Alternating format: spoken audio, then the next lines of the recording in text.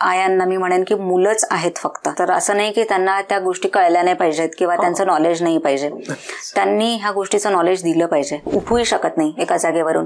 तर इतकं जे अनबेअरेबल पेन असतं ते ॲब्सोल्युटली नॉर्मल नाही आहे. तर हे जर प्रत्येकाने मनातून काढलं की पिरियडचं ब्लड इम्प्युअर नाही आहे, हे ऍक्च्युली चांगली गोष्ट, आपण सेलिब्रेट केलं पाहिजे त्याला.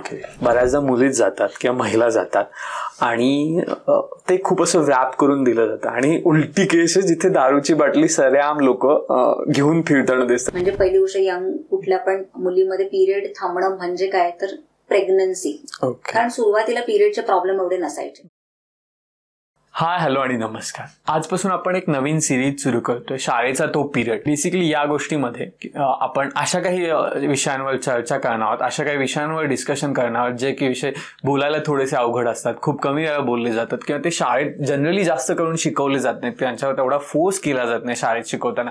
आणि म्हणूनच या सिरीजचा आपण सुरुवात करत आहोत. आणि सगळ्यात पहिला विषय आपण घेतलेला आहे तो म्हणजे पिरियड, की ज्या पिरियड या विषयावर खरं तर खूप कमी प्रमाणात बोललं जातं. खरं तर तो खूप महत्त्वाचा आहे, खूप इम्पॉर्टंट आहे, तो खूप चांगल्या प्रकारे डिस्कस केला पाहिजे, पण तसं होत नाही. आणि म्हणूनच आज आपण बोलणार आहोत डॉक्टर स्मिता भोई पाटील या मॅम सोबत, ज्या की पीच ट्री क्लिनिक चालवतात. त्याचबरोबर सोशल मीडियावर त्या खूप सारे असे अवेअरनेस व्हिडिओ बनवत असतात जेणेकरून सोसायटीमध्ये एक अवेअरनेस पसरवेल. चला तर सुरुवात करूयात मग गप्पांना आणि जाणून घेऊयात पिरियड्स आणि त्याचबद्दल असलेले मिथ्स, मिसकन्सेप्ट, त्याच्याबरोबर त्याच्यासोबत असणारे जे लॉजिक, इलॉजिकल रिझनिंग्स, या सगळ्या गोष्टी. नमस्कार मॅम. धन्यवाद आहे पहिली गोष्ट तर मला बोलवण्याबद्दल. सो मला पण मेन्स्ट्रुअल हेल्थ किंवा मेन्स्ट्रुअल अवेअरनेसबद्दल बोलायला खूप आवडतं. तर आणि मी माझ्या पण बऱ्याच व्हिडिओजमध्ये सोशल मीडियावर, इंस्टाग्रामवर ह्या रिलेटेड व्हिडिओज टाकत असते. त्याचं कारण हे आहे की खूप जणांना ह्याबद्दल अवेअरनेस नसतो. पिरियड किती महत्त्वाचे आहेत, ते रेग्युलर येणं किती इम्पॉर्टंट आहे किंवा त्या रिलेटेड काय काय प्रॉब्लेम्स होऊ शकतात, हे सगळ्यांनाच माहिती असणं खूप गरजेचं आहे. मित्रांनो, तर आजचा जो पॉडकास्ट आहे तो स्पॉन्सर्ड बाय अवनी या ब्रँडनी आहे. अवनी हा ब्रँड एक अवॉर्ड विनिंग ब्रँड. त्याचबरोबर भारतभर 3.5 लाख महिलांनी हे प्रोडक्ट्स वापरले आहेत.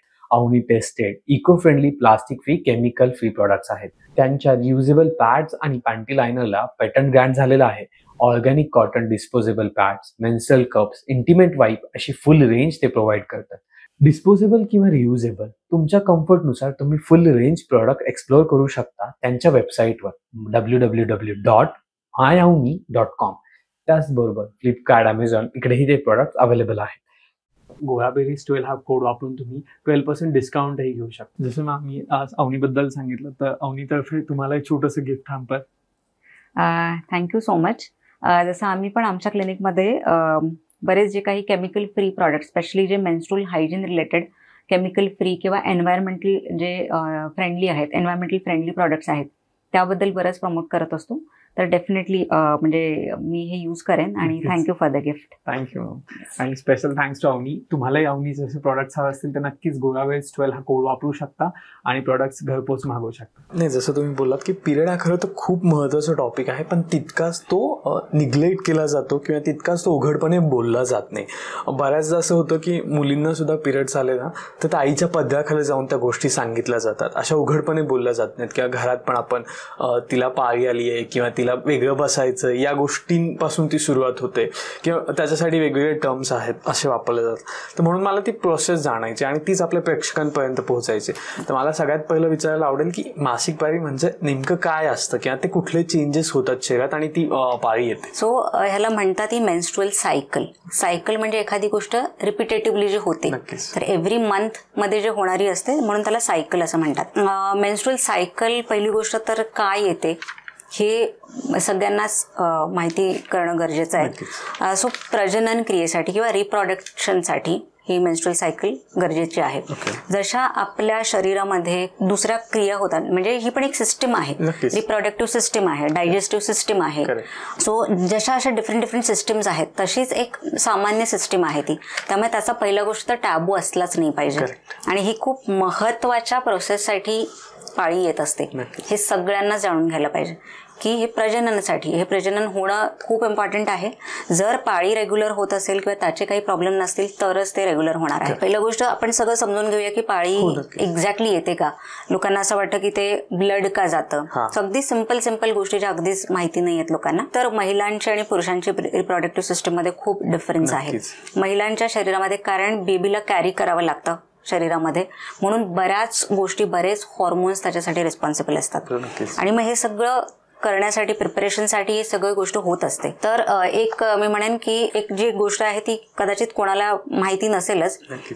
जसं महिलांच्या शरीरामध्ये एग्स, अंडी बनतात, पुरुषांच्या शरीरामध्ये स्पर्म्स बनत असतात. ठीक आहे. तर पुरुषांच्या शरीरामध्ये जे स्पर्म्स बनतात ते नवीन नवीन बनत असतात, पण महिलांच्या शरीरामध्ये तसं नाहीये. जे एग्ज असतात ते डिफाईन्ड असतात, म्हणजे तेवढीच फिक्स्ड असते. ते नवीन नवीन एग्स बनत नाही. जसं अगदी जेव्हा फिमेल चाइल्ड कन्सीव्ह होतं, आईच्या पोटामध्ये जेव्हा फिमेल चाइल्ड जेव्हा कन्सीव्ह होतं त्याच वेळेला तिथे एग्स बनायला सुरुवात झालेली असते. एक स्पेसिफिक म्हणजे एक आपण अप्रॉक्सिमेटली जर म्हणालो तो 60 to 70 lakhs एवढे अंडी त्यावेळेला असतात. पण जसं मग ते बेबी बॉर्न होतं ते मग 10 लाखापर्यंत येतात. 10 लाखानंतर एव्हरी मंथमध्ये थोडे थोडे 10,000 15,000 अशी एग्स हळूहळू ते कमी कमी होत जातात. आणि जसे प्युबर्टी पर्यंत पोहोचते महिला तशी मग ती अंडी अगदीच कमी, म्हणजे अप्रॉक्सिमेटली 3 ते 5 लाखापर्यंत असतात. ती प्रत्येकाच्या महिलांच्या शरीरामध्ये वेगळे असू शकतात. तर 3 ते 5 लाखापर्यंत ती तेवढे एग्स ते असतात मग. आणि मग त्यानुसार मग पिरियड जेव्हा येतात, सो एव्हरी मंथ काय होतं त्यातलाच एक अंड ते बाहेर निघतं, म्हणजे मॅच्युअर होतं प्रेग्नन्सीसाठी अगेन. पण ते प्रिपरेशनसाठी जवळजवळ 1000 ते 1500 एग रेडी असतात. ते ट्राय करत असतात मॅच्युअर होण्यासाठी. पण त्यातलाच एक डॉमिनंट फॉलिकल तोच बाहेर पडतो आणि तो मग मेटिंगसाठी तो बाहेर पडत असतो. आणि पुढे मग जर कन्सिव्ह झालं तर त्याला आपण प्रेग्नन्सी म्हणतो. सो ही सगळी प्रोसेस तुम्ही जाणून घ्या. जसं की आपल्या पहिले तर ते एग्स ओव्हरीमधनं किंवा अंडाशयातून बाहेर निघणं, पहिलं मॅच्युअर होतं. ते मॅच्युअर झाल्यानंतर त्या अंडाशयातून ते बाहेर निघतं आणि मग ते मेटिंगसाठी पुढे जात असतं. ठीक आहे. सो जर आता आपण बघितलं जसं ते एग बाहेर निघतं त्या प्रक्रियेलाच ओव्युलेशन असं म्हणतात. ठीक आहे. आणि ह्यासाठी बरेच हॉर्मोन्स रिस्पॉन्सिबल असतात. आता जे मेन फिमेल हॉर्मोन्स आहेत, इस्ट्रोजन आहे, प्रोजेस्टेरॉन आहे, LH, FSH. तर हे सगळे हॉर्मोन, FSH म्हणजे फॉलिकल स्टिम्युलेटिंग हॉर्मोन, म्हणजे आपले LH आणि FSH हे आपल्या ब्रेनमधनं निघतात हॉर्मोन्स आणि मग ते ओव्हरीला स्टिम्युलेट करतात. म्हणजे तिथे तो एग मॅच्युअर होतो आणि मग तो एगमधनं बाहेर निघतो, अंडाशयातनं बाहेर निघतो. तर त्या प्रोसेसला ओव्युलेशन म्हणतात. आता हा एग जसा तो रिलीज होतो तसं गर्भाशयामध्ये प्रेग्नन्सीसाठी प्रिपरेशन चालू होतं. जसं कारण ते सगळे सिग्नल्स हॉर्मोन्सनी दिलेले असतात. तर आतमध्ये काय होतं, गर्भाशयाच्या आतमध्ये एक लाइनिंग तयार होते. म्हणजे आता कारण तिथे जी आहे की बॉडीला असं वाटतं आता पुढे बेबीला कॅरी करावं लागणार आहे, त्यामुळे तिथे मग सगळे युट्राईन लाइनिंग आपण म्हणतो, एंडोमेट्रियल लाइनिंग अशी ती थिक व्हायला लागते, कारण त्या बाळाला कॅरी करायचं असतं. पण मग जर तो एग फर्टिलाइज नाही झाला, स्पर्मनी त्याला फर्टिलाइज नाही केलं, मग तेव्हा बॉडीला कळतं की आता हा इथे काय आता प्रेग्नन्सी राहणार नाहीये. आणि ते सगळं प्रिपरेशन आतमध्ये गर्भाशयामध्ये जे केलेलं असतं ते शेड व्हायला लागतं. म्हणजे एग सहित सगळं आतून जे बॉडीने प्रिपरेशन केलेलं असतं ते शेड होतं. म्हणून मग ते शेड झालेलं जे असतं त्याला आपण पिरियड असं म्हणतो. आणि सगळ्या प्रोसेसला मग तो 21 to 25 days लागत असतात. काही महिलांमध्ये 20-35 days पर्यंत पण असतात. एक तर हे म्हणजे ओव्युलेशन, त्यानंतर पुढे जाऊन ते प्रेग्नन्सीसाठी प्रिपरेशन, हे सगळं जर नाही झालं तर मग पिरियड येणं. म्हणूनच जे खूप जणांना वाटत असतं की जे पिरियड मधलं जे ब्लड असतं ते इम्प्युअर आहे का, ऍब्सोल्युटली नाहीये. इनफॅक्ट हे चांगल्या प्रोसेससाठी आतमध्ये बनलेलं असतं. त्यामुळे अजिबातच नाही. हे जे आलेले काय जस्ट ते प्रेग्नन्सी राहिली नाहीये म्हणून ते फक्त बाहेर पडलेलं आहे. सो ही एक बेसिक प्रोसिजर असते. आणि ते आतमध्ये कसं असतं, गर्भाशयामध्ये ती लाइनिंग बनत असते ना, म्हणजे आतमध्ये लिटरली लेअर बनत असतात म्हणून. आणि ते सगळं अटॅच असतं आपल्या गर्भाशयाला. सो ते सगळं बाहेर पडतं म्हणून मग ब्लड आणि त्याची स्किन ह्या सगळ्या गोष्टी त्या म्हणजे लेअर सगळ्या बाहेर पडत असतात. मग आपल्याला ते तसं वाटतं की ते म्हणजे ब्लड पडतं म्हणजे वेस्ट ब्लड आहे का, ते ॲब्सोल्युटली असं काही नाहीये. ते जे प्रिपरेशन जे केलेलं असतं तेच ब्लड बाहेर पडतं. तर ही सिम्पल मेन्स्ट्रुअल सायकल आहे. म्हणजे हे प्रजननाची क्रिया व्यवस्थित व्हायला पाहिजे म्हणून ते बॉडी बनवत असते. म्हणजे जसं आपल्याला नॉर्मल प्रक्रियेसारखंच आपण हे पकडलं पाहिजे. जसं आपल्याला भूक लागते आपण स्टूल पास करतो, आपण युरिन पास करतो, आपण श्वास घेतो, म्हणजे या सगळ्या आपल्या नॉर्मल बॉडीच्या प्रोसेसेस आहेत. त्यातलीच एक नॉर्मल प्रोसेस आहे, फक्त एवढंच आहे की ही मंथली होते. म्हणून हे एक नॉर्मल प्रोसेस आहे आणि सगळ्यांनी हे जाणून घेतलं पाहिजे. तुम्ही बोललात की मंथली होतं, तर मग त्याचं काही ड्युरेशन फिक्स असतं का, लाईक 4 days 7 days 5 days असं काही ड्युरेशन आहे का? हो. सो ते हे प्रत्येकाच्या बॉडीच्या हॉर्मोन्स लेवलवर असतं किंवा बॉडीच्या जेनेटिक मेकअपवर असतं. तर आपण जो म्हणतो की नॉर्मल मेन्स्ट्रुअल सायकल ही 3 दिवस ते 7 दिवस असायला पाहिजे. 3 to 7 days. जे 2 दिवसाच्या पेक्षा कमी होत असेल किंवा 7 दिवसापेक्षा जास्त होत असेल तर मग कुठेतरी हे काही आपण म्हणू शकतो की अबनॉर्मल आहे, काहीतरी हॉर्मोनल इम्बॅलन्सचा प्रॉब्लेम आहे किंवा इंटरनली काहीतरी प्रॉब्लेम होऊ शकतो. त्यामुळे मग ते जे आहे ते पिरियड कमी जास्त होऊ शकतं. असं पण असतं का की अबनॉर्मल पिरियड किंवा जसं तुम्ही म्हणलात इम्बॅलन्स असं होतं का जनरली? असं काही असतं का की प्रॉब्लेमॅटिक पिरियड सुद्धा? आता तर हे खूपच कॉमन झालेलं आहे. म्हणजे पिरियड्समध्ये जसे की पिरियड रिलेटेड बरेच आजार महिलांमध्ये दिसत आहेत आणि कुठलीही प्रक्रिया आपल्या शरीरामध्ये जेव्हा होत नाही, म्हणजे आपल्याला जर स्टूल पास नाही झालं 5 days, हे डेफिनेटली नॉर्मल नाही आहे, राईट? पिरियडचं पण तसंच आहे.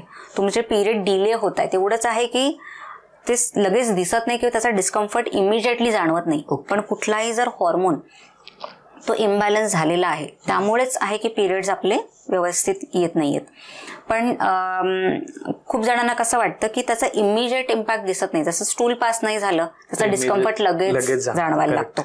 ह्याचं होतं इंटरनली ते सगळं चालू होतं, म्हणजे बॉडीला डॅमेज करणं.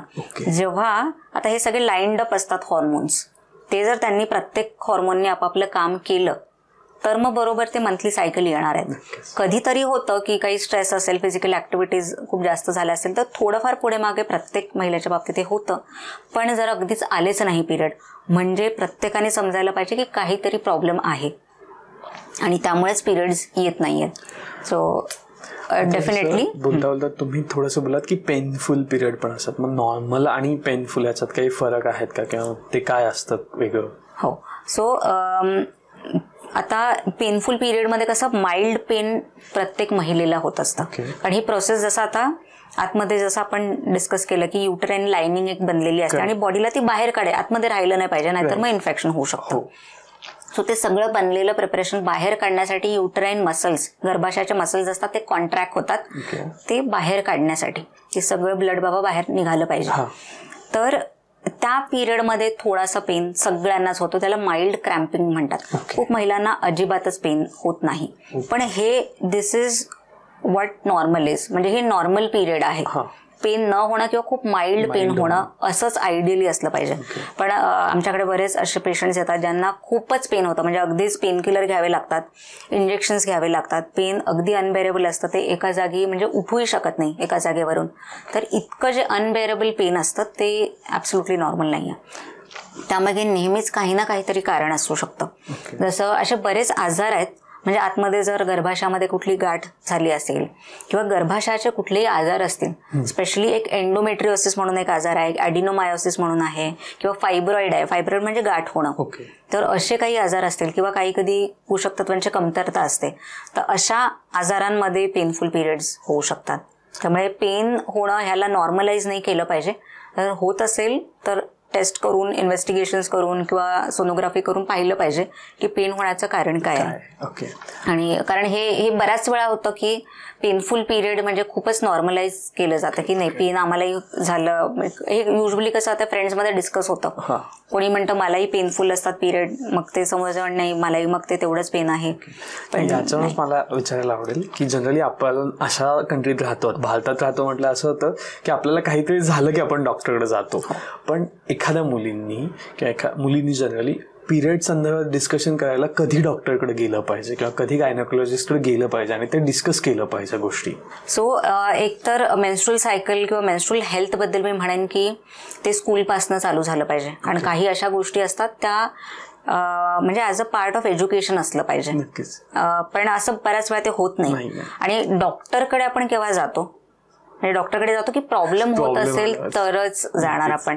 जस्ट नॉर्मल डिस्कशनसाठी कधीच डॉक्टरकडे जात नाही. पण ते गेलं पाहिजे, ते गेलं पाहिजे. जर तुम्हाला त्याबद्दल काही शंका असतील किंवा असे पिरियड्स का येतात, मला पेन का होतं, मला सांगितलं जातंय की पेन नॉर्मल आहे पण एवढं जर पेन होतंय जिकडे तुम्हाला इंजेक्शन्स घ्यावे लागतात, तुम्हाला उलटी होते किंवा अगदी एका जागेवरनं तुम्ही उठू शकत नाही, इतका लेवलचा पेन असेल तर मग तुम्ही डॉक्टरांकडे जाऊन ॲटलिस्ट कन्फर्म केलं पाहिजे मला एवढं पेन का होतंय, त्यामागचं कारण काय, किंवा खूप जास्त हेवी ब्लिडिंग होतीये तर तेव्हाही बघायला पाहिजे की खूपच जर ब्लिडिंग होत असेल तर मग त्यामुळे काय होतं, अनिमिया होऊ शकतो. एवढा ब्लड लॉस जेव्हा होतो तेव्हा दुसरा आजारही होऊ शकतात. म्हणून जाणलं पाहिजे की बाबा हे का होतं तुम्हाला, म्हणजे जर ज्यांनाही कन्फ्युजन असेल ह्या बाबतीत एवढं का होतंय, आणि त्याला तेच आहे की मी म्हणेन एकमेकांनी इवन महिलांनी पण खूप गोष्टी नॉर्मलाइज न करता, म्हणजे असं नाही सांगितलं पाहिजे की तुला पेन होत आहे म्हणजे मलाही तेवढंच पेन होत आहे, असं नाही केलं पाहिजे. आणि किंवा ब्लिडिंग पण होते तर त्या बाबतीत ऑफकोर्स जेव्हा पण असं वाटलं त्यांना की हे काही मला वाटतंय नॉर्मल नाही आहे तर डॉक्टरांकडे लगेच गेलं पाहिजे. पण आता जसं आपण मासिक पाळी काय आहे समजलं, पण त्या मासिक पाळीच्या दरम्यान किंवा पिरियडच्या दरम्यान कुठली काळजी घेतली पाहिजे? कारण बऱ्याचदा सोशल मीडियावर आपण बघतो की चॉकलेट दिले जातात किंवा काही गोष्टी अशा दिल्या जातात, मग खरंच ते इम्पॅक्ट करतं का किंवा अशी काही स्पेशल काळजी घ्यायला हवी का? सो असं का केलं जातं मी सांगते. कारण बऱ्याच महिलांना थोडंफार पेन होत असतात, डिस्कम्फर्ट होत असतो, चिडचिड होत असते आणि हॉर्मोनल फ्लक्च्युएशन होत असतं. पिरियडच्या आधी जसं इस्ट्रोजन हॉर्मोन थोडासा हाय होतो, त्यानंतर मग तो लगेच खाली जातो. असे हॉर्मोन्स फ्लक्च्युएशन झाल्यामुळे ते मेंटल हेल्थशी खूप रिलेटेड आहे. म्हणून मोस्टली महिलांना लगेच म्हणजे राग येणं, चिडचिड होणं, अशा गोष्टी थोड्याशा होत. त्याला PMS म्हणतात, प्री मेन्स्ट्रुअल सिम्पटम्स. हे सगळे सिम्पटम्स जे आहेत, आता कसं आहे आपल्याला पेन म्हणजे असं हे स्टडीजमध्ये असं पाहिलंय की पेन जे आहे ते आपले फील गुड हॉर्मोन्स, म्हणजे आपल्या बॉडीमध्ये बरेच असे वेगळे हॉर्मोन्स वेगवेगळे काम करत असतात. तर ह्यामध्ये असे हॅप्पी हॉर्मोन्स पण आहेत. तर जेव्हा पेनमध्ये बॉडी असते आणि तेव्हा हॅप्पी हॉर्मोन्स जर वर गेले तर मग पेन ऑटोमॅटिकली कमी होतं, पेन किलर न घेता. म्हणून मग असं आहे की तुम्ही जेवढं कम्फर्टेबल फील करवाल की जे जर त्या महिलेला जर पिरियड आले असतील तर मग त्यांना असंच आहे की त्यांना जर त्यांनी रेस्ट घेतली किंवा अशा काही गोष्टी केल्या ज्या त्यांना आवडत असतील, अशा गोष्टी खाल्ल्या तर त्यांना थोडंसं ते बेटर फील होतं. ह्याचं मिनिंग हे नाही की तुम्ही त्याच्यामध्ये जंक फूड खा, शुगर खा, कारण बऱ्याच वेळा की आम्हाला त्याच्याने बेटर वाटतं पण ते टाइमिंग बेटर वाटतं पण नंतर शरीराला त्याचा त्रास होऊ शकतो. पण जे चॉकलेट आहे, आता हे चॉकलेट बऱ्याच महिलांना अशी क्रेविंग होते की चॉकलेट खाल्ले पाहिजेत. त्याच्या मागे ऍक्च्युली एक इंटरेस्टिंग कारण आहे. जसं मॅग्नेशियम हे आपल्या मसलसाठी हवं असतं. ज्यांना पण मॅग्नेशियमची डेफिशियन्सी असते त्यांना ऍक्च्युली चॉकलेटची क्रेविंग होत असते. त्यामुळे ते चॉकलेट आपल्या बाबा मॅग्नेशियम थ्रू, म्हणजे मॅग्नेशियम चॉकलेट थ्रू आपल्याला मॅग्नेशियम मिळू शकतं, म्हणूनच ते म्हणजे बऱ्याच वेळा की क्रेविंग होत असते. पण त्यामध्ये पण म्हणे की जर खायचंच असेल तर डार्क चॉकलेट खाल्लं पाहिजे, ज्याच्यामध्ये शुगर कमी आहे. डार्क चॉकलेट हे नक्कीच फायदा करतं. पिरियडच्या वेळेला घेतलं तर क्रॅम्प्स कमी होतात. आणि सिम्पल म्हणजे मी गोष्टी म्हणेन की काही गोष्टी जर केल्या म्हणजे पेनफुल पिरियड कमी करण्यासाठी, जसं की हॉट वॉटर बॅग असते, त्याच्याने जर शेकलं तर त्याच्याने थोडंसं बेटर वाटतं. त्यानंतर हळद, आलं आहे, हे अँटी इन्फ्लेमेटरी आहेत, म्हणजे सूज किंवा पेन कमी करण्यासाठी काम करत असतात. तर हळदीचा चहा, आल्याचा चहा हेही घरी अगदी घेऊ शकतात. म्हणजे थोडंसं त्याच्याने कम्फर्टेबल फील होतं आणि होईल तेवढी रेस्ट केली पाहिजे त्याच्याने, म्हणजे बॉडीला. कारण ते सगळं हॉर्मोनल जो काही चेंजेस होतात आपल्या बॉडीमध्ये त्या रिकव्हरीसाठी थोडासा वेळ हवा असतो आणि म्हणूनच महिलांना थोडासा थकवा जाणवत असतो किंवा तेच चिडचिडपणा वगैरे असं सगळं होत असतं. काही महिलांची इव्हन स्लीप जी आहे ती पण डिस्टर्ब होऊ शकते. तर ह्या सगळ्या गोष्टी म्हणजे त्याला एक रेस्ट घेतली तर ते लवकर रिकवर होतं. आता जसं आपण स्लीपवर बोलत होतो तर मला ऐकायला आवडेल की आता जसं आजची महिला झाशीच्या राणीपेक्षा कमी नाही, कारण घर बघणं, त्याच्यानंतर ऑफिसचं काम बघणं, मुलांची जबाबदारी आणि बाकीच्या छोट्या मोठ्या जबाबदाऱ्या आहेत. म्हणजे लढायला नाही गेली रणांगणात तरी चालेल, पण ह्या सगळ्या जबाबदाऱ्या ती पार पाडतेच आहे आणि उत्तम प्रकारे पार पाडते. मग ह्या सगळ्याचा जो स्ट्रेस असतो त्याचा पिरियड किंवा मासिक पाळीवर काही परिणाम होतो का, आणि तो कसा होतो किंवा त्याच्यातून कसं बाहेर पडलं पाहिजे? सो स्ट्रेस अशी गोष्ट आहे ती सगळ्याच आपले जे काही सिस्टम्स आहेत त्यांना अफेक्ट करू शकते. स्ट्रेसमुळे जे काही आजार होतात, म्हणजे असंच नाही की फक्त मेन्स्ट्रुअल सायकलचे, पण सगळेच आजार, सगळ्याच सिस्टीमचे आजार होऊ शकतात. त्याचं कारण आहे की जो आपला स्ट्रेस हॉर्मोन आहे, ज्याला कॉर्टिसॉल हॉर्मोन म्हणतात, तो कॉर्टिसॉल हॉर्मोन आपल्या बॉडीमध्ये रिलीज होत असतो स्ट्रेसला मॅनेज करण्यासाठी, किंवा स्ट्रेसला बॉडीने अफेक्ट नाही केलं पाहिजे. पण तो जर सतत हाय असेल तर मग प्रॉब्लेम होतो. सो कॉर्टिसॉल हाय होऊन पुन्हा नॉर्मल रेंजवर आला पाहिजे जेव्हा आपण स्ट्रेस थ्रू जातो. पण कंटिन्युअस जर तो हाय राहिला तर मग तो हॉर्मोन बाकीच्या हॉर्मोनला किंवा बाकीच्या सिस्टमला अफेक्ट करतो, आणि त्यामुळे मग पिरियड्स अफेक्ट होतात. म्हणजे ते डायरेक्टली अफेक्ट करतं इस्ट्रोजन किती प्रोड्यूस होणार आहे, प्रोजेस्टेरॉन किती प्रोड्यूस होणार आहे, आणि मग ते जर इम्बॅलन्स झालं तर कुठे ना कुठे प्रॉब्लेम होतो. तर म्हणूनच स्ट्रेस हा प्रत्येकच बाबतीत, म्हणजे आपल्याला ॲक्च्युली मी नेहमीच माझ्या बऱ्याच व्हिडिओजमध्ये बोलत असते की आपल्याला जे आजार होतात त्याचे मेजर 2च कारण आहेत. एक तर तुमचे इटिंग हॅबिट्स आणि स्ट्रेस. तुमच्या त्या जर काही डिस्टर्ब झाल्या तर त्यानेच मोस्टली आजार येतात. आणि मेन्स्ट्रुअल सायकलचे पण बरेच आजार जे आहेत ते स्ट्रेसमुळे झालेले असतात. आता बऱ्याच असं ऐकण्यात पण येतं की महिन्यातून 2दा पाळी आली आहे किंवा अनियमित आहे किंवा येतच नाही आहे 2-2 महिने, मग असंही काही घडतं का, आणि मग ते का घडतं किंवा त्याच्या मागे काही सायंटिफिक रिझन्स आहेत का? हो. सो पिरियडचे हे सगळे आपण जे म्हणतो ते सिम्पटम्स आहेत, तो आजार नाही आहे. म्हणजे पिरियड्स एकतर खूप हेवी फ्लो होणं, म्हणजे 7 दिवसापेक्षा जास्त होणं, 10 दिवस 15 दिवस ब्लिडिंग होणं ॲब्सोल्युटली नॉर्मल नाही आहे. किंवा पिरियड्स येणंच नाही 2-2, 3-3 महिने, 6 महिने. सगळ्यात कॉमन क्वेश्चन आमचा हाच, म्हणजे आम्हाला जो येत असतो तो हाच आहे की आमचे पिरियड्स आले नाही आहेत. 2 महिने झाले पिरियड नाही आले, 3 महिने झाले, 6 महिने झाले पिरियड्स नाही येते. सगळ्यात कॉमन विचारलेला प्रश्न आहे हा. त्यानंतर जसं पिरियड म्हणजे महिन्यातून 2 वेळा पिरियड येणं, सो हे पण ॲब्सोल्युटली नॉर्मल आहे. त्याचं कारण हे आहे की जसं मी आता काही हॉर्मोन्सबद्दल बोलली, इस्ट्रोजन आहे, प्रोजेस्टेरॉन आहे, LH आहे, FSH आहे. सो हे सगळे आपल्या मेन्स्ट्रुअल सायकल आणि रिप्रोडक्टिव्ह सिस्टमचे आहेत सगळे हॉर्मोन. जेव्हा ह्यांची एक रेंज असते, त्या रेंजमध्ये जर सगळ्या हॉर्मोन्सनी काम केलं तर पिरियड अगदी व्यवस्थित रेग्युलर येतात. जेव्हा हे हॉर्मोन्स डिस्टर्ब होतात त्यामुळे आयदर 2 वेळा पिरियड येतील, खूप हेवी ब्लिडिंग होईल, किंवा येणारच नाही, म्हणजे इस्ट्रोजन अगदीच लो झाला, पिरियड येणारच नाही कदाचित. तर असे, किंवा थायरॉइड हा आजार आहे, PCOD हा आजार आहे, तर असे आजार होतात. आणि त्यामुळे पण ते अगेन की आजार होण्यामागचं पण कारण आहे, पहिलं तर हॉर्मोन्समध्ये बिघाड, हॉर्मोनल इम्बॅलन्स होतो, मग हे आजार होतात. तर असे कॉमन बरेच आहेत की थायरॉइड, PCOD, PCOS, किंवा जे काही सिस्ट आहे, ओव्हरीजमध्ये सिस्ट बनतं, किंवा मी एंडोमेट्रियोसिस, एडेनोमायोसिस अशा आजारांबद्दल बोलली. तर हे आजार बऱ्यापैकी कॉमन झालेले आहेत, आणि त्याच आजारांमध्ये हे सगळं, म्हणजे युजली थायरॉइडमध्ये 2 वेळा पिरियड येऊ शकतात, किंवा इव्हन PCODमध्ये पण येतात. तर पण असं आहे की कुठल्याच आजाराचे असे स्पेसिफिक सिम्पटम्स आपण नाही सांगू शकत.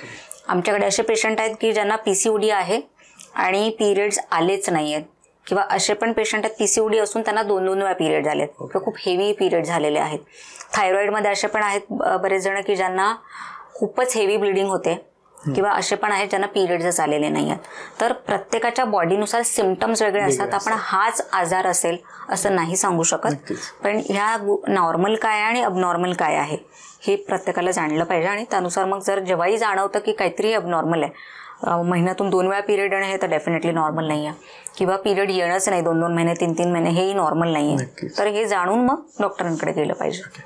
आता जसं बोलता बोलता आपण बोलत होतो की पिरियडचे पेनकिलर्स घेतल्या पाहिजेत, तर एक तर तो आहे की किती मेडिसिन्स घेतल्या पाहिजेत त्या दिवसांमध्ये पहिलं, आणि दुसरं तर असं पण आहे बऱ्याचदा जे ऐकलंय मैत्रिणींकडून झालं किंवा घरीमध्ये पण मावशी आजींकडून की आता आपल्याला देवकार्य काहीतरी आपण गोळी घेऊया आणि ते लांबूयात सायकल, मग हे किती योग्य आहे आणि त्याचे इम्पॅक्ट काय असू शकतात? सो एकतर हे पिरियड्स बद्दल बरेच मिथ्स आहेत. नक्कीच. पहिलं तर म्हणजे असं सांगितलं जातं पिरियडचं ब्लड आहे ते इम्प्युअर आहे. त्यामुळे मग असं आहे की काही पण रिलिजियस कार्य असेल, देवकार्य असेल, त्याच्यामध्ये मग पिरियड्स नको म्हणून मग पोस्टपोन केलं जातं.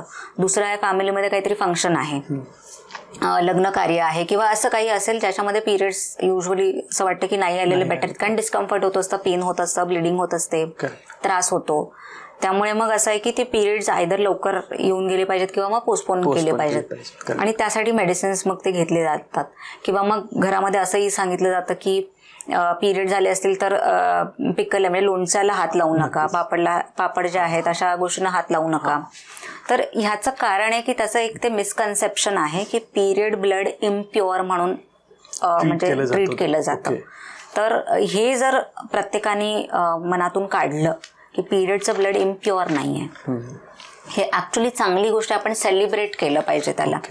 पिरियड जेवढे चांगले येतील, व्यवस्थित रेग्युलर येतील, ते त्याचा फायदाच होणार आहे, आपल्या पुढच्या पिढीला फायदा होणार आहे. सो पिरियड्स आले पाहिजेत आणि पिरियड येणं हे एक सेलिब्रेशन असलं पाहिजे, रादर दॅन की ते इम्प्युअर आहे आणि काहीतरी आजार झालाय किंवा प्रॉब्लेम आहे असं ट्रीट नाही केलं पाहिजे. आता हे सगळं कसं आहे, प्रत्येकाचे थोडे रिलिजियस बिलीफ आहेत, ठीक आहे, ज्याला फॉलो करायचं करू दे, पण मी स्टील म्हणेन की इम्प्युअर ब्लड म्हणून हे प्रत्येकाने मनातून काढलं पाहिजे.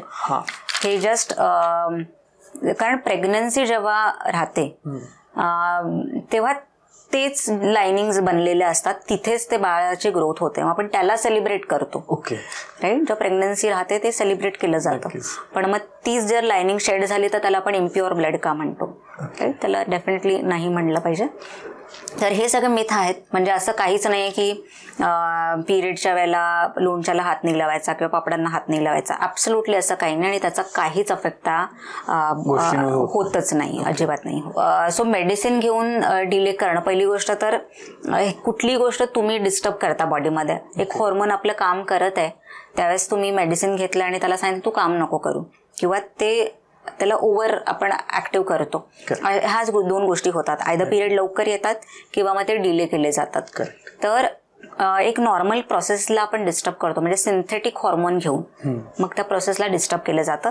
तर कुठे ना कुठे पुढे जाऊन पिरियडवर ह्याचा परिणाम होऊ शकतो, पिरियडचे म्हणजे आजार होऊ शकतात. त्यामुळे घेणं टाळलं पाहिजे. अगदीच म्हणजे काही कोणाला असं इमर्जन्सीमध्येच कधी घ्यायचं असेल तर ठीक आहे, पण खूपच फ्रिक्वेंटली घेत असतील तर मग ते नक्कीच टाळलं पाहिजे, आणि कारण त्याचा कुठे ना कुठे जाऊन परिणाम होणार आहे. बऱ्याचदा आता ऐकायला मिळतं किंवा बघायलाही मिळतंय सोसायटीमध्ये की खूप कमी वयात मुलींना पिरियड्स येत आहेत, किंवा जवळपास सोसायटीचा आजूबाजू तिथून ऐकायला मिळतं की 10 वर्ष 11 वर्ष येत आहेत म्हणून. तर एक तर प्रॉपर जुनं एज काय होतं आणि हे जर अर्ली पिरियड होत असेल तर ते का होत आहेत बुवा आजकाल? Yes, definitely. म्हणजे बऱ्याच मुलींना खूप लवकर पिरियड येत आहेत. आमच्याकडे जे एक सगळ्यात यंगेस्ट पेशंट आहे ज्याला पिरियड आले ते 8 वर्षाचे आहे. म्हणजे हे अगदी खूपच लवकर पिरियड झाले. तर ह्याला प्रिकॉशियस प्युबर्टी असं म्हणतात, म्हणजे खूप लवकर प्युबर्टी येणं. पण तुम्ही पाहाल की पिरियडचं जे आहे ते जनरेशन वाईज थोडे थोडे अर्ली येत चाललेले आहेत, कारण आजकालचे जनरेशन थोडंसं लवकर मॅच्युअर होत आहेत. तर अगदीच आपण आपल्या आजीबद्दल बोलू तर मग त्यावेळेला मे बी 16-17 ह्या एजला कदाचित पिरियड येत असतील. त्यानंतर पुढचे काही जनरेशन्स आहेत तिथे मग ते एज झालं 14-15, हळूहळू मग ते 12वर आलं. म्हणजे आता 10 to 12 हे एक आपण आयडियल म्हणतो. आयडियल मी म्हणेन 12 ठीक आहे, पण येतात म्हणजे बऱ्याच मुलींना 10 मध्ये पण येतात, त्याच्या आधी 9 वर्षामध्ये पण येतात. हे कुठेतरी म्हणेन की ते नॉर्मल नाहीये. म्हणजे अगदी 10 ते 12 मध्ये आलं तर स्टील इट इज ओके, पण त्या आधी नाही आले पाहिजेत. तो म्हणजे काहीतरी प्रॉब्लेम डेफिनेटली आहे. सो प्रॉब्लेम काय? तर म्हणजे आता हे कसे सगळे हॉर्मोन्स रिस्पॉन्सिबल असतात ह्या सगळ्या गोष्टीसाठी. सगळ्यात मेजर मी म्हणेन की लेस फिजिकल ऍक्टिव्हिटी. म्हणजे अगदीच घराबाहेर आपण जास्त आता आजकाल म्हणजे मुलं पडतच नाही, अगदी गॅजेटवरच असतात. म्हणजे मोबाईलवरच खेळणं किंवा म्हणजे इंडोअरच असतात, आउटडोअर अजिबातच नाही. सगळ्यांना अगदी दारापर्यंत आता म्हणजे स्कूल बस येते. खेळणं खूप, कारण क्लासेसच एवढे जास्त असतात किंवा एक्स्ट्रा करिक्युलर ऍक्टिव्हिटीज एवढ्या असतात, तर त्यामध्येच वेळ जातो आणि नॉर्मल जे काही फिजिकल ऍक्टिव्हिटीज व्हायला पाहिजे त्या होतच नाही. तर हे एक मेजर रिझन आहे. आणि एक ह्याबद्दल व्हिडिओही बनवलेला आहे. सो व्हिटॅमिन डी ची डेफिशियन्सी हे एक खूप महत्वाचं म्हणजे कारण आहे ज्याच्यामध्ये अर्ली प्युबर्टी येणं. सो उन्हामध्येच जात नाही, म्हणजे मुलं खेळतच नाही, तर त्यामुळे मग ते सूर्यप्रकाश जर नाही मिळाला शरीरामध्ये, व्हिटॅमिन डीचं खूप खूप म्हणजे कार्य आहे आपल्या शरीरामध्ये. हॉर्मोन्स व्यवस्थित बनण्यासाठी, त्यांचं कार्य व्यवस्थित राहिलं पाहिजे, इम्युन सिस्टीमसाठी, अशा बऱ्याच याच्यासाठी आपल्याला व्हिटॅमिन डी हवं असतं. आणि सूर्यप्रकाश हे त्याचं प्रमुख सोर्स आहे. सूर्यप्रकाश आपल्या स्किनवर पडला पाहिजे तरच ते व्हिटॅमिन डी आपल्या शरीरामध्ये बनतं. आणि मुलं बाहेर जात नाही, त्यानंतर म्हणजे इंडोरच आणि एका जागी भरपूर वेळ बसलेले असतात. ऍक्टिव्हिटीज नसतात, त्यामुळे ते हॉर्मोन सगळ्याच गोष्टी डिस्टर्ब होतात. आपल्या वेळेला आपण स्कूलमध्ये चालत जायचो, म्हणजे बऱ्यापैकी किलोमीटर आपल्याला चालायला लागायचं, सायकल असायचे किंवा चालत जावंच लागायचं. किंवा इव्हन स्कूलमध्ये पण अशा ऍक्टिव्हिटीज म्हणजे कंपल्सरी असायच्या की ज्यामध्ये ते आपल्याला पार्टिसिपेट करावंच लागायचं. तर ओव्हरऑल म्हणजे आपल्या ऍक्टिव्हिटीज व्हायच्याच. लोकांकडे तेव्हा गाड्या नव्हत्या, म्हणजे सायकलच असायची किंवा पायीच जावं लागायचं.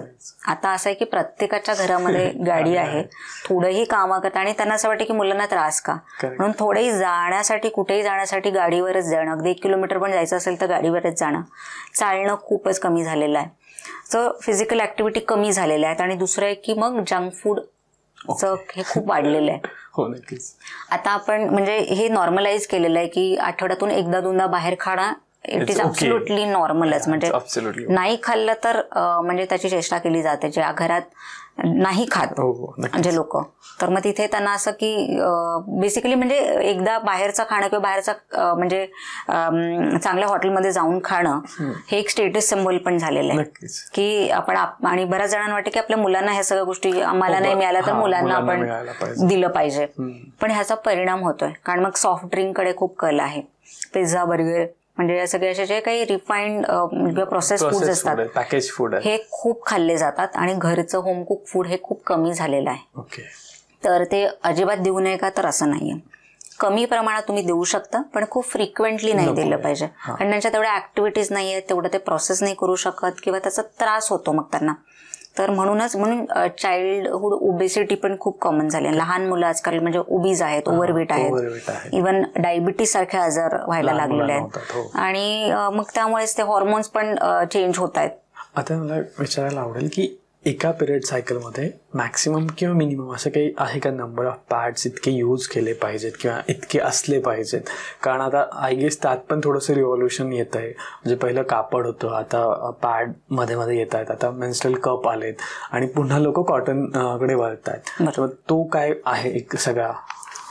सो आता एकतर कमी ब्लिडिंग होणं जसं नॉर्मल नाही, तसं हेवी ब्लिडिंग होणं पण नॉर्मल नाहीये. तर हे तरी पण मी म्हणेन की प्रत्येकाच्या म्हणजे महिलांच्या शरीरानुसार ते थोडंसं डिफरंट असू शकतं. 3 दिवस पिरियड येणं पण नॉर्मल आहे आणि 7 दिवस पिरियड येणं पण नॉर्मल आहे. पण जर खूप हेवी ब्लिडिंग होत असेल, म्हणजे अगदीच दिवसभरातून 4-5 पॅड्स जर वापरावे लागत असतील, तर मी म्हणेन दॅट इज नॉट नॉर्मल. 3 ते 4 पॅड्स पर्यंत आपण म्हणू शकतो की ठीक आहे. पण त्याच्या पुढे जर जात असेल तर मग ते कुठेतरी अबनॉर्मल ब्लिडिंगकडे ते जातं. आणि पॅड्स आणि ह्याबद्दल आता बरंच बोललं जात आहे की कुठले पॅड्स यूज करणं. तर आता जे काही नॉर्मली बाजारामध्ये मिळणारे पॅड्स असतात ते थोडे केमिकल बेस्ड असतात. तर ज्याच्यामध्ये फ्रेग्रन्सेस म्हणजे तो अगदी ओलावा न राहण्यासाठी त्यामध्ये काही केमिकल्स ॲड केले जातात आणि स्मेल येऊ नये म्हणून आर्टिफिशियल किंवा सिंथेटिक फ्रेग्रन्सेस त्याच्यामध्ये काहीतरी ॲड केलेले असतात. तर ते केमिकल्स आहेत आणि अगदी सेन्सिटिव्ह भागामध्ये तो पॅड तुम्ही ठेवताय तर ते केमिकल्सचा अफेक्ट होतो. म्हणजे ते हॉर्मोन्सला पण डिस्टर्ब करू शकतात, स्किन थ्रू ऑब्झॉर्ब होतात काही केमिकल्स. त्यानंतर ते सिंथेटिक केमिकल्स असल्यामुळे इन्फेक्शन्स होऊ शकतात, खाज येऊ शकते. हे बऱ्याच महिलांना हा त्रास होतो की तिथे प्रायव्हेट पार्ट्समध्ये इन्फेक्शन होणं. त्यामुळे बेटर ऑप्शन आहे की कॉटनचे पॅड्स ते जर मिळाले तर, कारण ज्याच्यामध्ये जर केमिकल्स कमी असतील अशा जर गोष्टी यूज करत असतील तर ते नक्कीच म्हणजे चांगलं ऑप्शन आहे. आणि ज्यांनाही म्हणजे जर मेन्स्ट्रुअल कप म्हणजे मी म्हणेन ते तर सर्वात बेस्ट ऑप्शन आहे. कारण ते सिलिकॉनने बनलेले असतात, म्हणजे ते स्किन फ्रेंडली असतात. त्याच्याबद्दल अजून बऱ्याच जणांना माहिती एवढं नाही आहे, पण माहिती करून घेतलं पाहिजे. गायनाकल माहिती घेऊ शकतात.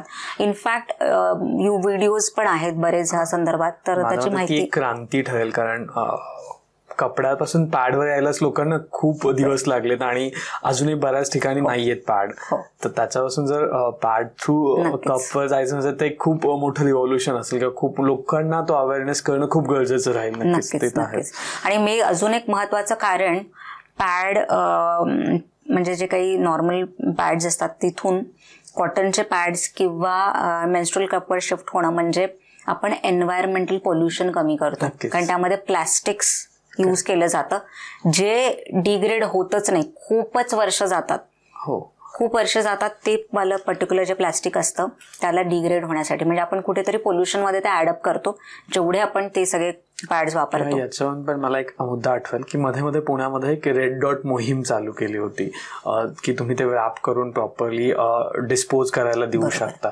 आणि जे काही होत नाही मग ते जे सफाई मग ते होत नाही आणि त्याच्यामुळे जे सफाई साथी आहेत त्यांना ते पिक करावं लागतं. म्हणजे आपण त्याच्या थ्रू न कळत किंवा अजाणतेपणे एक डिसीज पसरवू शकतो किंवा काहीतरी अशा गोष्टी घडतात की आपलं पॅड जे आपल्या घरातलं कोणी उचलू शकत नाही ते दुसरा का उचलेल किंवा दुसऱ्याला का ते. तर नक्कीच त्याच्यासाठी जर कॉटन पॅड किंवा हे गोष्टी उपयोगी असतील तर म्हणजे इझिली डिस्पोज झाल्या पाहिजेत आणि एन्व्हायरमेंट फ्रेंडली पाहिजेत. कारण आता बरेच वर्ष असे झालेत की आपण ते सिंथेटिक किंवा केमिकलवाले पॅड्स वापरलेले आहेत. पण आता हळूहळू मला वाटतं प्रत्येकाने हा विचार केला पाहिजे. मी ह्याबद्दल ऍक्च्युली व्हिडिओज अपलोड केलेले आहेत अवेअरनेससाठी की तुम्ही मेन्स्ट्रुअल कप कसा बेटर आहे. तुम्ही डायरेक्टली पोल्युशन कमी करू शकता. कारण ते काय एक जर मेन्स्ट्रुअल कप घेतला तर 10 वर्ष चालतो. ओके. म्हणजे तुमचे पैसेही वाचतात आणि ते एन्व्हायरमेंटसाठी चांगले आहे, तुमच्या हेल्थसाठी चांगलं आहे. पण रियूज करणं किती इफेक्टिव्ह आहे. म्हणजे क्लिनिंग कसं होतं का त्याचं किंवा काही त्याचे प्रिकॉशन्स घ्यावे लागतात. बरोबर. सो त्याला क्लीन करणं, कारण पहिली गोष्ट ते जे मटेरियलच असतं ते सिलिकॉन जे आहे आपल्या बॉडीला म्हणजे खूप ते फ्रेंडली आहे. त्याचा काही त्रास होत नाही आणि त्याला खूप इझी वे आहे. म्हणजे फक्त बॉइलिंग वॉटरमध्ये ते टाकून ते क्लीन आपण करू शकतो. थोडा वेळ लागू शकतो कारण हे कुठलं पण म्हणजे लोकांना असं वाटतं की म्हणजे टॅम्पॉन सारखं आपण हे बेसिकली इन्सर्ट करणं वजायनामध्ये. तर त्यामुळे थोडंसं डिफिकल्टी किंवा लोकांना ते अनकम्फर्टेबल वाटू शकतं. पण जे लोक पण मेन्स्ट्रुअल कप वापरतात ते परत मग पॅड्सकडे स्विच नाही होत कारण ते इतकं इझी असतं आणि पिरियड्स येत आहेत हे कळतही नाही. म्हणजे डिस्कम्फर्ट आणि बऱ्याच गोष्टी त्याच्यामध्ये कमी होऊ शकतात. इव्हन इन्फेक्शन कमी करू शकतो. असे बरेच फायदे आहेत. त्यामुळे बऱ्याच महिलांनी मला वाटतं मेन्स्ट्रुअल कपकडे झालं पाहिजे. येस म्हणजे इट इज नॉट नेसेसरी. जर त्याबद्दल खूपच problem they can definitely try. म्हणजे घरी ट्राय करू शकतात. पण जर त्याच्याबद्दल अवेअरनेस नसेल किंवा माहिती जास्त माहिती हवी असेल त्यांना तर मग डेफिनेटली त्यांनी डॉक्टरकडे गेलं पाहिजे. पण अदरवाईज असं एवढं प्रॉब्लेम नाही आहे. घरी पण ट्राय करू शकतात नक्कीच. येस. पण असंही एक गोष्ट बघितली जाते की आपल्याला पॅड आणायचंय ना, एक तर मुलं जात नाहीत पॅड आणायला. बऱ्याचदा मुलीच जातात किंवा महिला जातात आणि ते खूप असं व्रॅप करून दिलं जातं. आणि उलटी केस जिथे दारूची बाटली सरेआम लोक घेऊन फिरताना दिसतात. म्हणजे बिअर बॉटल ते इतकं कॉमन झालंय आजकाल IT स्ट्रीटमध्ये किंवा इकडे इथे कॉमनली विदाउट पॉलिथिन बॅग पण घेतली जाते. मग हे कसं तुम्ही बघता या गोष्टींकडे? सो हे अगेन हे टॅबू पार्ट मध्येच आलं की कारण ते पिरियड्स म्हणजे काहीतरी जे आहे ते प्रायव्हेट पार्ट संबंधित आहे. ओके. हे प्रत्येकाच्या मनामध्ये आहे. म्हणजे ती एक नॉर्मल बॉडीच्या सिस्टीम सारखंच कन्सिडर न करता ते काहीतरी अगदी प्रायव्हेट पार्ट संदर्भात आहे आणि प्रायव्हेटच असलं पाहिजे असं लोकांना वाटतं. म्हणून त्याच्याबद्दल ओपनली एक तर बोललं जात नाही किंवा त्याच्या रिलेटेड जे काही प्रॉडक्ट्स असतात ते दिले जात नाही. हे तर मी म्हणेन की चेंज झालंच पाहिजे. जोपर्यंत ह्या गोष्टी चेंज नाही होणार म्हणजे ओपनली जोपर्यंत पिरियडचे प्रॉडक्ट्स तुम्ही बाय करू शकत नाही तोपर्यंत हे चेंज होणार नाही. अगदीच ओपनली ह्या गोष्टी विचारायलाच पाहिजेत. आणि मी म्हणेन की घरामध्ये पुरुष आहेत जे काही म्हणजे भाऊ असतील किंवा हजबंड असेल, वडील असतील, त्यांनी जाऊन प्रामुख्याने ह्या गोष्टी आणायला पाहिजेत. म्हणजे कुठेतरी त्याचा तो एक टाबू जो आहे तो कमी होईल. आता जसं तुम्ही घराचा विषय काढला तर मला नक्कीच बोलायला आवडेल की बऱ्याच असं आजकाल आपली छोटी फॅमिली झाली. लाईक एक तर आई, वडील, मग मुलगा आणि मुलगी अशी चौघांची फॅमिली असते. जर मुलगी म्हणजे आई वडील मुलगा मुलगी असेल तर ठीक आहे, ऍटलीस्ट घरामध्ये 2 स्त्रिया आहेत सो ज्या एकमेकांचं दुखणं म्हणू शकतो की एकमेकांच्या गोष्टी समजून घेऊ शकतात. पण काही काही ठिकाणी असं पण होतं घरात आई वडील आहेत आणि 2 मुलं आहेत किंवा आई वडील आणि 1 मुलगा आहे. अशा वेळेस आईसाठी पर्टिक्युलरली त्या गोष्टी मुलांनी समजून घेणं किंवा पॅरेंट्सनी समजून घेणं किती महत्वाचं असतं हे एक.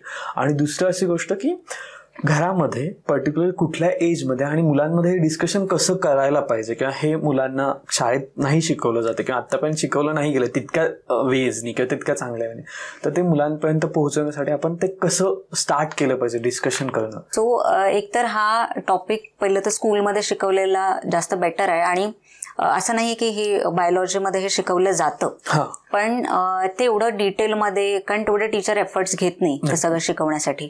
तर तेवढा एफर्ट्स घेऊन टीचर्सनी पण शिकवलं पाहिजे, पहिली गोष्ट. दुसरं आहे की घरामध्ये पण हे बोललं गेलं पाहिजे. त्याला लपवून ठेवण्याची गरज नाही की पिरियड्स येत आहेत हे कुठेतरी, म्हणजे तेच आहे की पॅड फेकताना पण किंवा बाई करताना पण ते रॅपच केले जातात, ते जेणेकरून दुसऱ्यांना कळलं नाही पाहिजे. हे कुठेतरी चेंज झालं पाहिजे. आणि ज्या आयांना मी म्हणेन की मुलंच आहेत फक्त, तर असं नाही की त्यांना त्या गोष्टी कळल्या नाही पाहिजेत किंवा त्यांचं नॉलेज नाही पाहिजे. त्यांनी ह्या गोष्टीचं नॉलेज दिलं पाहिजे. कारण जर किंवा मुलांनी पण मी म्हणेन, जर आईला पिरियड आलेला आहे तर विचारलं पाहिजे की बाबा तुला त्रास होतो का किंवा काही. कारण ह्यानी काय होतंय माहितीये का, आजकाल आजार पण जे होतात ना, बरेच मेन्स्ट्रुअल हेल्थ रिलेटेड आजार आजकाल होत आहेत. आपण त्याला पण कुठेतरी म्हणजे अवेअरनेस आणि ते अर्ली डिटेक्ट करू शकतो. कारण आजकाल सर्वायकल कॅन्सर सारखे आजार किंवा मोठे एंडोमेट्रिओसिस, ॲडिनोमायोसिस सारखे आजार ज्याच्यामध्ये गर्भपिशवी काढावी लागते. तर ह्याचं जर अवेअरनेस असेल ना मुलांना, तर कदाचित ते घरी पण ते एज्युकेट करू शकतात, आईला सांगू शकतात. पण त्याच्या आधी त्यांनाही त्याच्याबद्दल काहीतरी एक माहिती मिळाली पाहिजे. नॉर्मल पिरियड काय आहे किंवा ज्याच्यामध्ये जर म्हणजे त्रास होणं म्हणजे एक्झॅक्टली काय, खूप जास्त पेन होत आहे म्हणजे हे नॉर्मल नाहीये किंवा खूप जास्त हेवी ब्लिडिंग होते म्हणजे हे नॉर्मल नाहीये. ह्या गोष्टी कुठेतरी डिस्कस झाल्या पाहिजेत. तर आयांनी पण किंवा घरी बहीण असेल, कुठली फिमेल असेल, त्यांनी ते घरात त्यांच्या वडिलांसोबत किंवा भावासोबत हे डिस्कस केलं पाहिजे की त्यांना त्रास होतोय किंवा त्यांचे मंथली पिरियड ह्या वेळेला येतात. आणि मुलांनी पण तेवढा इंटरेस्ट घेऊन की बाबा जर असं आहे तर त्याबद्दल अजून विचारणं. तिथे मी हेच म्हणेन की कधी कधी विचारलंही जरी मुलांनी तरी पण घरामध्ये ते तेवढं वातावरण नसतं. हा, ते ऍब्सोल्युटली म्हणजे ते अनकम्फर्टेबल होऊन जातात ह्या टॉपिकवर कोणीही काही बोललं तर. पण हळूहळू कदाचित मला असं वाटतं ह्या गोष्टी चेंज होत आहेत. आणि काही जे चेंजेस मी म्हणेन, तर सुरुवात करा की तुम्हाला पिरियड्स येत असतील, म्हणजे महिलांना जे पिरियड्स येतात तर पॅड्स आणायला हे पुरुषांना पाठवलं पाहिजे. हे जरी चेंज एक चालू केलं, चेंज जरी सुरुवात केली तरी नक्कीच मोठी तिथून मग पुढे कळेल की बाबा पॅड्स जर ते कम्फर्टेबली आणू शकले, मग पुढच्या गोष्टी पण डिस्कस मला वाटतं घरच्यांनी केल्या पाहिजेत. पण असं पण कुठे होतं का की आपण डॉक्टरकडे गेलो आणि असा एखादा क्वेश्चन विचारला मुलांनी किंवा मुलींनी कोणी पण, तर डॉक्टर आपल्याला जज करतात, असं कुठेतरी लोकांना वाटतं का? म्हणजे किंवा तसा तुमचा काही अनुभव आहे का ॲज अ डॉक्टर म्हणून असताना? कसं आहे, हे डॉक्टरची इमेज तशी आधी बनलेली आहे, थोडी स्ट्रिक्ट.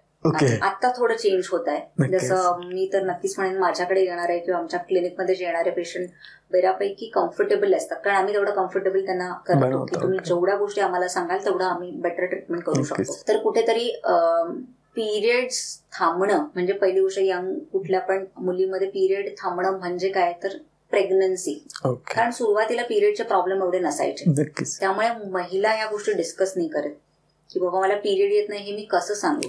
मी जर घरी सांगितलं तरी मला एक म्हणजे वेगळ्या नजरेने पाहिलं जाईल की पिरियड्स का नाही आले तुझे. किंवा मी डॉक्टरांना पण जर सांगितलं तर तिथेही म्हणजे ते पहिलं विचारतील की बाबा म्हणजे दुसरं काही प्रॉब्लेम आहे का. पण मला असं वाटतं की एवढं डीप मध्ये त्याचा विचार करायची गरज नाहीये. पण ही गोष्ट एक डिनाय नाही करायला पाहिजे की बऱ्याच म्हणजे यंग जनरेशन आहे, मुलं मुली हे सेक्शुअली ऍक्टिव्ह आहेत. तर मी म्हणेन की हे जर असेल तर तुम्ही डॉक्टरांना त्या गोष्टी पण सांगितल्या पाहिजे. नक्कीच. म्हणजे आपल्याला ते डिटेक्ट करण्यासाठी जास्त इझी पडेल. आणि डॉक्टर पॉइंट ऑफ व्ह्यू म्हणजे आहेत डॉक्टर, मी कारण ह्याला डिनाय नाही करणार, असे पण डॉक्टर आहेत की ते जज करून की ह्या सगळ्या जर गोष्टी म्हणजे पिरियड रिलेटेड असतील तर काही काही डॉक्टर असे बोलतात आहे. पण तेच मी म्हणाले की असे डॉक्टर आता चेंजही होत आहेत बऱ्यापैकी ओपनली, म्हणजे ते डिस्कशन पण तरी असं नाही की त्याच्यामुळे घाबरून जाऊन तुम्ही जाणारच नाही असं नाही व्हायला पाहिजे. त्यांनी नक्कीच गेलं पाहिजे.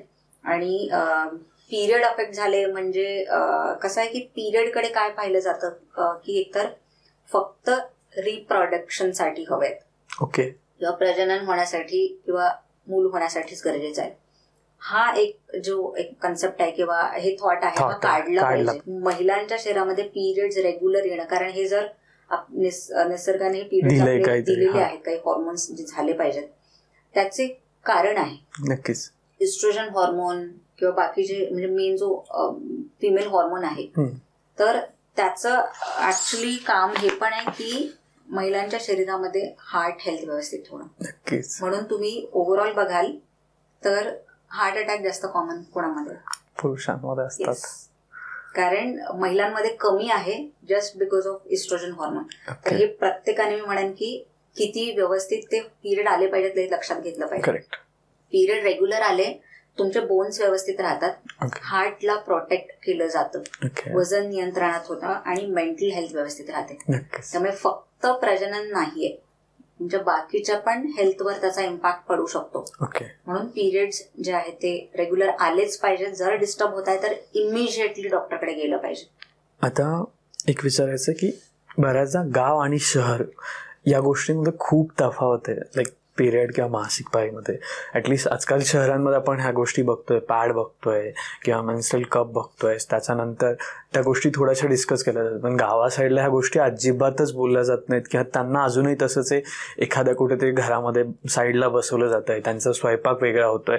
तर याबद्दल तुम्हाला काही वेगळे अनुभव आलेत का किंवा ते कसं ग्रो होतंय एक ओव्हरऑल सोसायटी म्हणून? कसं आहे की हे आता जनरेशनचा पार्ट झाला, म्हणजे आता हळूहळू त्या गोष्टी थोड्या चेंज होत आहेत. पण आता जर एज्युकेशन मार्फत, कारण जे लोक जर काही स्टडी करतात ह्याच्या रिलेटेड, तर त्यांना त्याच्या मागचं कारण माहिती की पिरियड्स काय येत आहेत. तर मुलींनीच घरामध्ये हे एज्युकेट करायला पाहिजे. जर आई वडिलांना माहिती नसेल याबद्दल किंवा आजूबाजूच्या लोकांना माहिती नसेल आणि असं कुठे ट्रीट केलं जात असेल, तर मग हे स्वतःहून मुलींनी हे बोललं पाहिजे, पिरियड्स काय येतात. आपले जर व्हिडिओज पाहिले तर डेफिनेटली. तर हे मला असं वाटतं अवेअरनेस थोडंसं क्रिएट केलं पाहिजे. आणि आपण त्यांच्याकडनं एक्सपेक्ट नाही करू शकत, कारण कदाचित त्यांनी त्या गोष्टी कधी शिकल्याच नाही, त्यांना गोष्टी त्या माहिती नाहीयेत. म्हणून खूप वर्षानुवर्ष चालत आलेल्या गोष्टी त्या एका दिवसात अशा चेंज नाही होणार. पण नक्कीच तुम्ही थोडंसं म्हणता तसं मुलींनी ऍक्टिव्ह घेतलं तर गोष्टी बदलतील नक्कीच. म्हणजे पिरियड बद्दल अजून माहिती जिथून जिथून पण मिळेल त्यांना तेवढी सगळी माहिती घेऊन त्यांनी आहे की थोडंसं घरामध्ये चालू करा. तुम्ही खूप बाहेर जाऊन बोलण्याची गरज नाहीये, पण घरामध्ये जेव्हा जर असं ट्रीट केलं जातं तर, किंवा पूजेमध्ये बसून दिलं जात नाही किंवा मंदिरात जाऊ दिलं जात नाही, तिथून मला असं वाटतं बोलायला पाहिजे की असं आहे, पिरियड एक्झॅक्टली काय आहे.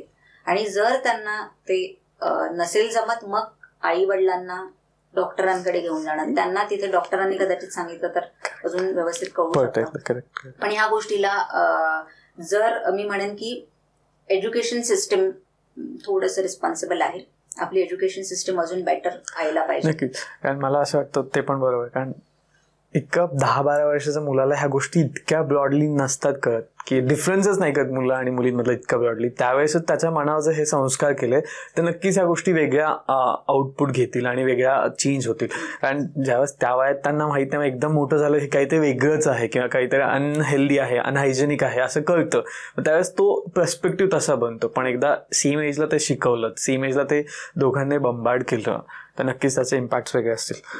मला वाटतं थँक्स यू मॅम, कारण ही खूप मोठी आणि खूप इम्पॉर्टंट इन्फॉर्मेशन तुम्ही आमच्यासोबत डिस्कस केली.